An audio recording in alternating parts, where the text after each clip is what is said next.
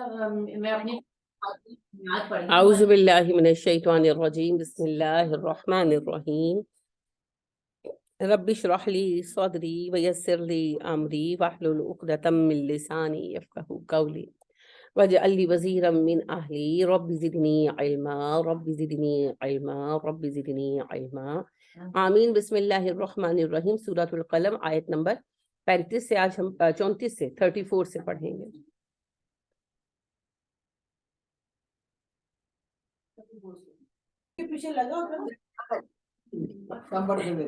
اِنَّ بے شک للمتقین، متقین کے لیے عند ربہم، ان کے رب کے پاس، جنات باغات ہیں، عن نعیم، نعمتوں والے۔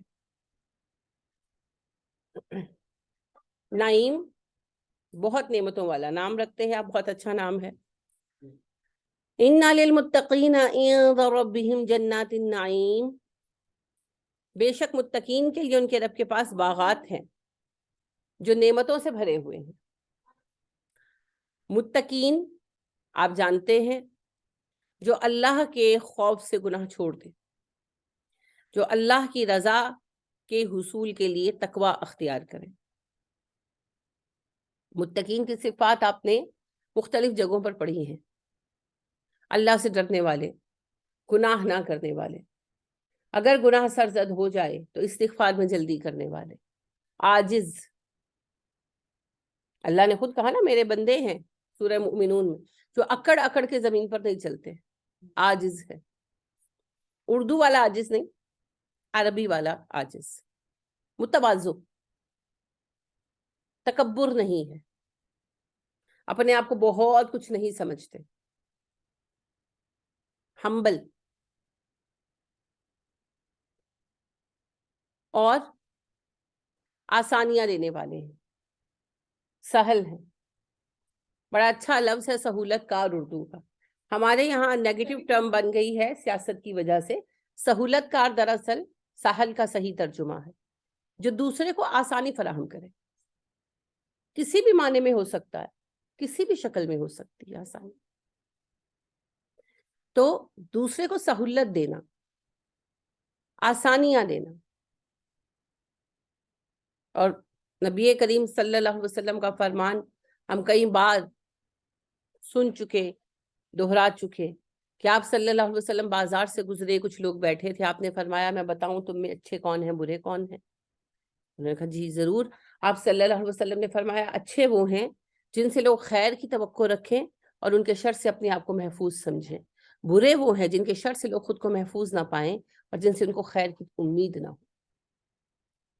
تو باعث خیر ہونا لوگوں کے لیے، اچھے اخلاق کے حامل ہونا۔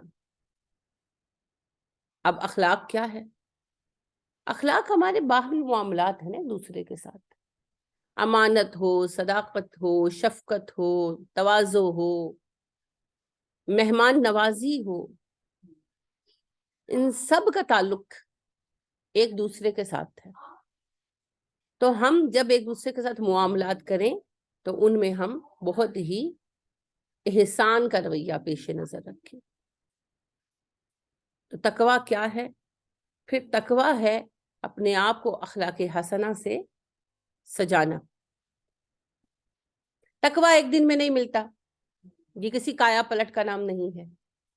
یہ جو باتیں آپ سنتے ہیں یا بعض اوقات کتابوں میں بھی پڑھتے ہیں صوفیوں کی، باباز کی، کہ جی فلاں نے سینے سے لگایا اور ولی بنا دیا، ایسا دنیا میں کوئی نہیں ہے۔ نبی کریم صلی اللہ علیہ وسلم کے بارے میں بھی اللہ فرماتے ہیں وَيُزَكِّيهِمْ، وہ ان کا تزکیہ نفس فرماتے تھے، گریجول ان کو ٹرینڈ کر رہے تھے۔ اور آپ صحابہ کو دیکھتے ہیں کہ آپ صلی اللہ علیہ وسلم نے اوور دا ایئرز ان کے اندر چینج کو لانے کے لیے ورک کیا، ان کے اوپر کام کیا۔ صحابہ کرام رضی اللہ تعالیٰ عنہم علیہم اجمعین اتنے اعلیٰ درجات پر ہونے کے باوجود ہمیشہ اپنے آپ کو امپروو کرتے رہے۔ کسی صحابی کو آپ نے پایا کہ اس نے یہ کہا ہو کہ بھئی اب تو ٹھیک ہے، ناؤ آئی ایم پرفیکٹ؟ ایک بھی ملتا ہے؟ ایک بھی نہیں ملتا۔ ابو بکر صدیق رضی اللہ تعالیٰ عنہ، جن کا مقام صحابہ کے درمیان یہ ماننا تھا کہ یہ ہم میں سب سے بہتر، اور نبی کریم صلی اللہ علیہ وسلم کی زبان سے یہ الفاظ نکلے جو اتنا بڑا اعزاز ہے کہ اس سے بڑا کوئی اعزاز ہو نہیں سکتا، کہ جب عمر بن العاص رضی اللہ تعالیٰ عنہ نے پوچھا کہ سب سے زیادہ پیار کس سے کرتے ہیں آپ، تو آپ نے کہا عائشہ سے. انہوں نے کہا جی میں مرتوں میں پوچھ رہا ہوں. آپ نے کہا عائشہ کے باپ سے. تو آپ کے ہمراز تھے ابو بکر صدیق رضی اللہ تعالیٰ عنہ. آپ دیکھیں بہت ساری چیزیں نظر آتی ہیں نا، یعنی آپ صلی اللہ علیہ وسلم نے کہا ہر بندے نے مجھ سے کوئی نہ کوئی دلیل مانگی، بحث کی. ابو بکر واحد بندہ ہے اس سے مجھ سے کچھ نہیں پوچھا. He just embraced Islam. پھر آپ یہ دیکھیے ہجرت کے وقت کتنے لوگ تھے اور سبھی خالص تھے، لیکن صرف ابو بکر ساتھ کے لیے چنے گئے. تو چنے جانے کی کوئی ریزنز ہوتی ہے نا، آپ کسی کو چنتے ہیں اہم موقع کے لیے تو کوئی سبب ہوتا ہے. اب اتنے اہم موقع کے لیے اللہ نے ابو بکر کو چنا تو کوئی فرق تو تھا نا، سارے ہی خالص مومن تھے. اس وقت تک تو مومن تھے ہی وہی جو خالص تھے، منافقت کی بھی جگہ ہی نہیں بنی تھی. اس کے باوجود ان سارے خالص لوگوں میں سے بھی صرف ابو بکر چنے گئے. تو پھر بہت خالص تھے نا، بہت خاص تھے. اس کے باوجود حال یہ تھا کہ روتے تھے، بہت روتے تھے. ان کے بیٹے کہتے ہیں محمد بن ابو بکر کہ ابا کے مسلسل رونے کی وجہ سے ان کی گالوں پر نا نشان سے پڑ گئے تھے. تو سب لوگ کہتے کہ آپ اتنا کیوں روتے ہیں؟ تو وہ کہتے کہ کاش میں کوئی درخت ہوتا، کوئی چڑیا ہوتا کہ مجھے حساب نہ دینا پڑتا قیامت. تو ساری امت کا حساب مجھے دینا ہے، خلیفہ بن چکے تھے نا، تو ساری امت کا حساب مجھے دینا ہے، تو میں نہیں روؤں گا تو کون روئے گا؟ یہاں تو جن کو حساب دینا ہے وہ سب سے زیادہ ڈرامہ کر رہے ہیں. اللہ معاف کرے، مجھے وہ مثال یاد آ رہی تھی. میں کسی کو ہیوملیٹ کرنا پسند نہیں کرتی اور نہ میں کسی کو پرسنلائزڈ کر کے کر رہی ہوں، لیکن واقعی ہمارے حکمرانوں کا سارے ٹولے کا حال ہے وہ جیسے چابی کا باندر ہے نا، وہ چابی بھر دو ناچتا رہتا ہے، وہ پیچھے سے چابی بھری جاتی ہے، ناچتے رہتے ہیں، جب ان کی طرف سے اشارہ ہوتا ہے چابی ختم ہو جاتی، بیٹھ جاتی. اس قدر بے فکری، اس قدر بے فکری. اور یہ بے فکری اسی میں ہوتی ہے جسے یقین ہو جاتا ہے کہ اس نے نہیں مرنا یا حساب نہیں ہونا. جسے حساب کی فکر ہے اسے ٹینشن لگی رہتی ہے.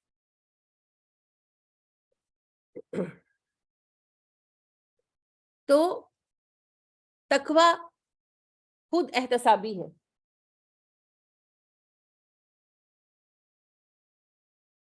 تقوی خود احتسابی کا نام. اپنے آپ کو جج کرنا اللہ سبحانہ و تعالیٰ کے خوف سے. بس کوئی نہیں دیکھ رہا، کوئی چالان کرنے والا نہیں ہے، کوئی روکنے والا نہیں ہے، کوئی پوچھنے والا نہیں ہے، تب بھی فکر کرنا. یہ تقوی ہے. اور اسی طرح دنیا میں زندگی گزار لینے کی کوشش کرنا. اور میں نے آپ سے عرض کیا تھا کہ صحابہ میں یہ چیز اتنی شدید ہو چکی تھی، اتنی زیادہ شدید ہو چکی تھی کہ عمر فاروق رضی اللہ تعالیٰ عنہ کے اپنے بیٹے، جب امیر معاویہ رضی اللہ تعالیٰ عنہ نے کچھ مال دیا تھا کہ جا رہے ہو مدینہ تو میں اور بندہ جو بھیجوں گا، وہ شام گئے ہوئے تھے، تو دونوں بیٹے تھے عمر فاروق رضی اللہ تعالیٰ عنہ کے ساتھ کچھ اور لڑکے بھی تھے، ابو بکر کے بیٹے تھے. یہ 6-7 دوست مل کر گئے ہوئے تھے. تو واپس آ رہے تھے تو امیر معاویہ جو تھے انہوں نے بھیجنا تھا ٹیکس. اب آپ کو پتہ ہے اسلامک ٹیکس ہوتا ہے زکوٰۃ صدقات، وہ بھجوانا تھا. تو انہوں نے کہا علیحدہ جو بھیجوں تو تم ہی لوگ لے جاؤ، امیر المومنین کو دے دینا. اب لڑکے تھے، آپ کو پتہ ہے لڑکوں میں کمانے کی عادت ہوتی ہے، شوق ہوتے ہیں، تو انہوں نے آپس میں مشورہ کیا کہ ایسے جو لے کر جائیں تو ہم مال خرید لیتے ہیں، وہاں جا کر بیچ کر ابا کو پیسے دے دیں گے. مال خریدا، مدینہ آئے، بیچا اور پیسے دیے. انہوں نے کہا کہ یہ کہاں سے امیر معاویہ نے دیے؟ امیر معاویہ نے دیے تو اتنے دن بعد کیوں دیے؟ وہ جی ہم نے ایسے مال خریدا اور مال بیچا اور آپ کو دیا. انہوں نے کہا پھر پروفٹ بھی واپس کرو، کیونکہ مال جو ہے وہ بیت المال کا ہے. تو حکمن ان سے پیسے لے لیے، سارے پروفٹ لے لی. تو بیٹوں نے پھر جا کر کیس کیا کہ امیر المومنین نے ہماری ساری پروفٹ لے لی. پھر کیس کی سنوائی ہوئی اور آج ہمیں یہ بات سننی پڑتی ہے انفارچونیٹلی کہ برٹش کورٹ کہتا ہے ہمارے یہاں عام بندے کے لیے اور حاکم کے لیے ایک ہی قانون ہے. وہ تو ہمارے یہاں تھا، لہٰذا ایک سمن آتا ہے عدالت کا اور امیر المومنین عمر فاروق عدالت میں حاضر ہیں جو اس وقت دنیا کی سب سے بڑی ریاست کے حاکم، اور انہوں نے ایک عام بندے کی طرح ہی اٹینڈ کیا اور بتایا کہ یہ اس کا مال تھا، بیت المال کا. تو انہوں نے کہا تب بھی آپ کو یہ حق نہیں کہ آپ پورا رکھ لیں. ہاں ان کو بھی پوری پروفٹ کا حق نہیں، آدھا پروفٹ بیت المال کو جائے گا، آدھا پروفٹ لڑکوں میں ڈیوائڈ ہوگا. تو دیا گیا. تقویٰ کی فکر تھی نا. سب لوگ کسی ایک کی بات نہیں. انا للہ و انا الیہ راجعون. سب لوگ. اور ایسے دنیا بنا رہے ہیں, ایسے وہ جو ہیں, ایک تو مجھے ان کے نام بھی یاد نہیں رہتے, میں رکھتی بھی نہیں ہوں. شجاعت کیا ہے, چودھری شجاعت صاحب. یعنی آپ دیکھیں ڈیتھ بیڈ پہ ہے وہ بندہ, آلموسٹ وہ بندہ ہل نہیں سکتا. اس بندے کو یعنی پوٹی پیشاب تک پیمپر میں کرنا پڑتا ہے جو دوسرے چینج کرتے ہیں, اور وہ کلیئر بول نہیں سکتا. اس وقت میں بھی وہ بندہ جو ہے شرارت نہیں ہے, دھوکہ بازی, بددیانتی. ہاں کہ انسان آخر میں پلٹ جاتا ہے, آخر وقت میں انسان پلٹ جاتا ہے. اس کو دیکھ کر مجھے صحیح معنوں میں یہ حدیث سمجھ آئی کہ اللہ جس پر فضل کرنے کا ارادہ کرتے ہیں آخر عمر میں نیک عمل کی توفیق دے دیتے ہیں. کہ اتنی شدید بیماری ہے, انسان کو ایک بخار چڑھے نا تو انسان سنجیدہ بات کر رہی ہوں کہ انسان کو شدید بخار آ جائے نا تو انسان سوچتا ہے کہ وائنڈ اپ کرو بھائی, کیا پتا. اس اللہ کے بندے کو اپنے ہر چیز کے لیے, ان کے سانس لینے کے لیے بھی وہ دوسروں پر ڈیپینڈنٹ ہے. ان کو تھوڑی تھوڑی دیر بعد آکسیجن دینا پڑتی ہے. اگر کوئی تھوڑی دیر آکسیجن نہ دے, ہی ول ڈائی. اور اس پر وہ بندہ جھوٹ بول رہا ہے, اس پر وہ بندہ بددیانتی کر رہا ہے, اس پر وہ بندہ پیسے لے کر چیزیں ادھر ادھر شفل کر رہا ہے. انا للہ و انا الیہ راجعون. ہائے اس زود پشیما کا پشیما ہو. یہ ہے اللہ سبحانہ و تعالیٰ کی ناراضگی کہ پھر اللہ عقل ہی چھین لیتے ہیں, آخر وقت میں بھی اللہ توفیق ہی چھین لیتے ہیں.